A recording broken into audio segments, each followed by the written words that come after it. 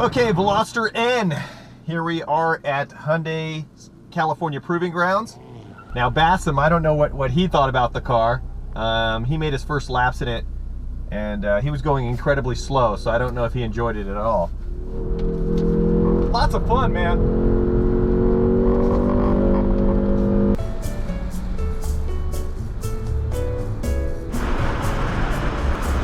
I think I did pretty good the first lap. Pretty sure I did better than Mike. It's a responsive car. It's an extremely responsive car. I just drove the Veloster N, incredible machine. We drove the 275 horsepower, and it's just full of life. Pops, crackles, sounds. It's so engaging. I can't think of another car on the market today, brand new, that can be as engaging as the Veloster N. All right, let's beat the score.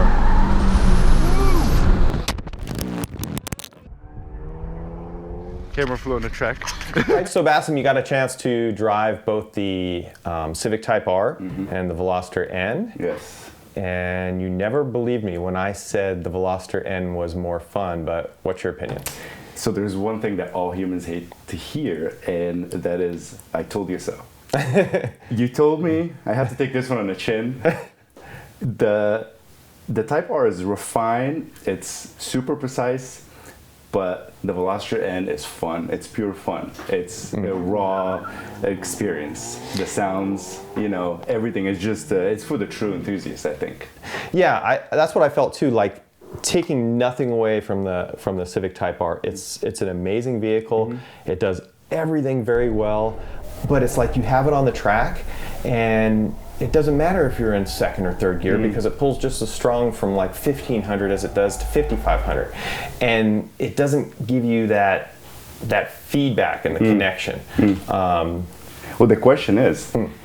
Was it the Nürburgring effect, or do you still believe that the Veloster N is more fun than the Type R? That is a good question.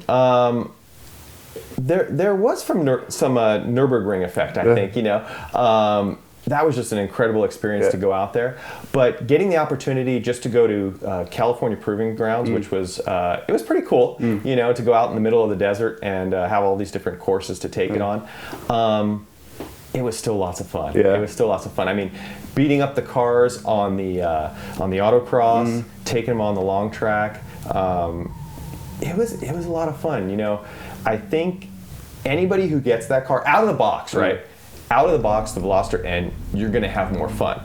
So the question is, after you get it out of the box, if you bought a Civic Type R and you want to bring it into the fun zone, is it possible?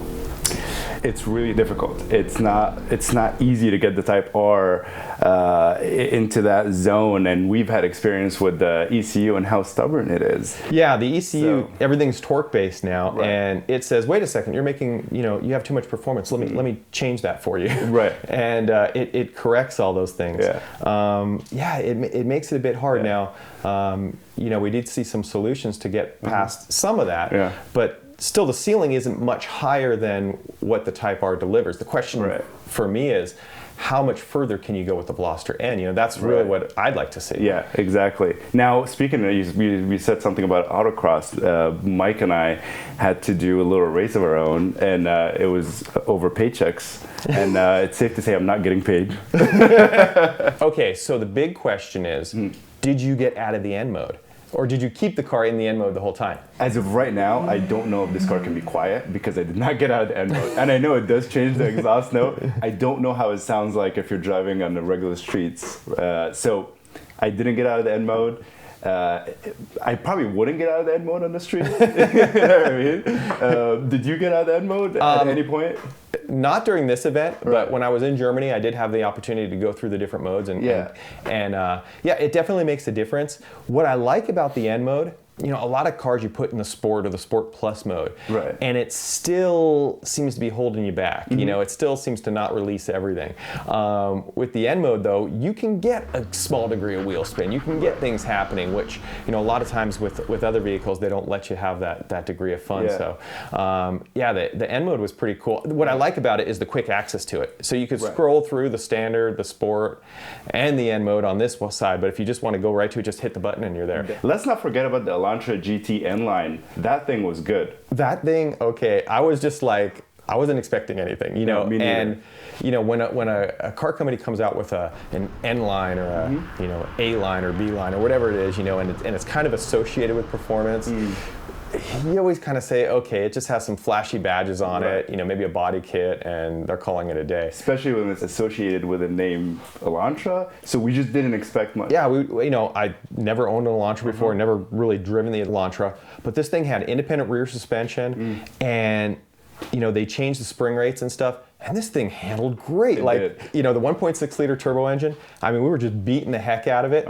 And on the autocross, it was almost like perfectly matched. Because with the 2 liter and the Veloster N, you could just get crazy wheel spin. Exactly. But with the 1.6, it was just enough. Yeah. What about on the Elantra? Did you try both? No, on the Elantra, I had it in the, what is it? Is it the N-Line mode or is it just the sports mode? Oh, that's a good question. Yeah. You're right. I think it just had a sports mode in that. Sports mode, yeah. And I turned off traction control when we did that. Yeah, and definitely. Yeah, that was pretty fun. But then going from the Elantra to the Veloster N, aside from the wheel spin, because it's a lot of fun too, it's just a big difference in the chassis rigidity and just how the car handles and the fun factor. I mean, that is really, I think, the main highlight of the Veloster N. It's just a pure fun car. Every time you drive it, you're going to be having a great time with the sound, especially. Yeah, and I heard out there that they're starting to mark them up at the dealers. Now, who would have thought a brand like Hyundai, right, would come along so far that they're having premiums attached to the cars at the dealership? Right. I mean, Hyundai was known for Hyundai Excel. It was the Hyundai Excel, I think, and I mean, they were just junk. Right. I mean, that's really what they were. They were just commodity vehicles. They didn't really have any soul or anything. They were just built cheap, and it was for that segment of the market that just wanted something affordable. And then, a few years back, I don't know if you remember, but Hyundai said, okay, screw this. We want to change our image. We're going to give it the biggest warranty in the industry. And people are like, are you serious? You're going to give me a 10-year warranty with a Hyundai? And then they got all the JD powers. They got the reliability up, and it's been kicking butt there. And then they just been building onto that with some innovation and stuff. And I think the key to them, having this to get a performance image, obviously you need creators of that, and getting the brain trust that was at BMW M, the M series there, and bringing those guys over and basically giving them free reign, to do some cool stuff. I rode with Mike on the autocross. He sent it to say, and when we came out, there's smoke everywhere, and the guy was like, "Is that the clutch or the tires?" Yeah, they were the tires. Oh, that was the thing too. Like, if you look at some of this footage that we captured out there, and you're saying, "Wow, that car doesn't look like it had a lot of grip." We didn't have a lot of grip, and the reason was it was snowing out there at times. It was below 30 degrees, and that's why a lot of these times, we dealt with a lot of wheel spin, just trying to get some heat in those tires. We started getting traction exiting the track. yes, exiting the track, the car definitely hooked up better than before we started.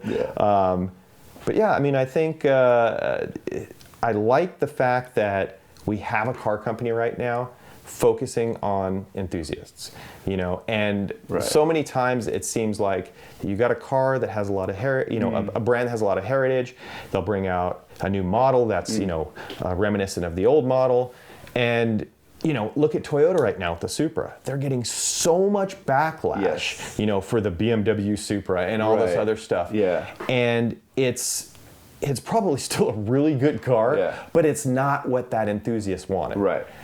And I think understanding what the enthusiast wants is part of it. And it seems like the guys over there are starting to figure it out pretty quickly. So exactly, and they kind of did it right. They have the Veloster Turbo, and then the Veloster N. So there's just levels to everybody. If someone wants the hip looks of the Veloster, but they don't really care about performance, as the Veloster, they want just a little bit more Veloster Turbo. And for under 30,000, the Veloster N, that's an insane price tag for this car. It's a lot of fun. You know, I mean, in that price range, then you got to, you know, weigh it against WRX. What's WRX going for now? The WRX starts at, just don't quote me on that, but I would say 26,000 probably. Okay. But you know, it ends up going up. Yeah. So I mean, STI is definitely up here, but WRX, 34, 36. Yeah. So it's questionable. You know, it all depends. I mean, there's pros and cons of going both routes. Yeah. You got the WRX. I got the WRX, and I love the WRX. Handling, obviously, it's all-wheel drive, but there's just something about this. It's so raw. So it's more fun than the WRX. Yes. Yeah. It's different fun. And I'm biased because I own the WRX, but the Veloster N is you wouldn't believe it's a 2019 car because it has the technology of a 2019 car, but it has the rawness of, you know, like an early 90s car. Right. I'm excited. Yeah. I'm excited to see a lot of cool stuff coming out of it. And you've made a good comparison between the Type R and the Veloster N, and you kind of compared it to the GTR R35 and the GTR R32, 3, and 4. Exactly. I feel like this is a really accurate comparison. Yeah, okay, so the Civic Type R is the same as the R35. I mean, it's a phenomenal vehicle. It does everything very well, and it doesn't matter too much who's behind the wheel. And there isn't that connection that you get with the vehicle that you're going to get in an R32, R33, or R34. And that's kind of what the Veloster N reminded me of. It's that feedback. It's hitting the throttle. It's hearing it, you know, talk back to you. It's downshifting with the throttle match and the gurgling and the popping. And it's really that audible experience that is completely void in the Civic. The Civic Type R is just it's just too quiet, you know, and you could fix some of that, of course, with an aftermarket exhaust. But with the Veloster N, it's cool that it comes that way from the factory. So you've been obviously an enthusiast and an expert for so many years, and you happen to own an R35 and an R33, right? Which one do you prefer driving at the end of the day? Because you know the R35 is a better car probably on the track because it does everything right. But what do you prefer to drive? I still enjoy my 33 more. And I think this is the case with this. Yeah, it's like it doesn't accelerate as well. It doesn't corner as well. It doesn't have the in-car entertainment that the other one does. But it has a soul, you know, it has character. And, you know, that's something that seems to be a little bit lacking from the Civic Type R. I wouldn't say soul or character, it's personality. You know, it just doesn't have any quality that really sticks out. It does everything very well, so nothing sticks out. Whereas the Veloster, if you have to talk about qualities and stuff, you talk about that connection with the driver and that audible experience, and that's what it does well. I mean, would we like more than 275 horsepower? Of course. You know, what car can't use more horsepower? You know, it'll be interesting if I was looking at owning both vehicles. You know, the one thing I would, you know, worry about a little bit, you know, I'm into tuning vehicles. I'm not going to leave anything alone. So if I get a Veloster N, like, who's there to help me along the way? I know I get a Civic Type R, I've got 20 companies making intakes, I've got 20 companies making the exhausts, you know, I've got you know, Honda for the ECU solution, there's all those things already lined up. With the Veloster N, that's a big question mark right now. In the short term. In the short term. And I'm hoping the performance aftermarket looks at this and says, this car's pretty cool, let's do something. Because if they do, I think there's a lot of potential. I mean, this would be a much, you know, of course it's going to be a lot more fun if it makes 350 horsepower, or if it makes, you know, 400 horsepower. It would be a lot more fun. So it'll be interesting to see what happens. So I'm a true believer. I think the Veloster N is more fun than the Type R. I'm not going to say it's better or worse. It's just more fun. It's a pure driving experience. The question is, will I be going to Nürburgring next time? No. You know, I had to go the first time I went there. I went to just watch the race. So you got to go there once. You got to see the 24-hour race. And so in the next 10 years, I'll get to actually drive the Nürburgring. I hope so. I hope so. You know, maybe we should look into. You know, we've done Tokyo. We've done Osaka. And if there was a third place we would do, and the only place I think we'd go to, or the first place at least we'd go to in Europe, we'd go to the Nürburgring. Okay, so I'll do that. It's just a little bit hard, the logistics. We're going to try to figure that one out, but I think a lot of people would enjoy going out there. Definitely. Cool. So, you know, thanks Hyundai for sending us out. We did a lot of fun stuff. We competed against each other. I didn't win. I'm not getting paid this month. So that just shows you how bad he is. You Not know, getting I paid suck this at month. autocross. So, yeah, looking forward to seeing what the aftermarket does with this car. Perfect. Okay, and so if you guys out there, you want to see more of what we got going on here at DSPORT, make sure you subscribe to our YouTube channel and look for our weekly content updates. That was fun. That was fun.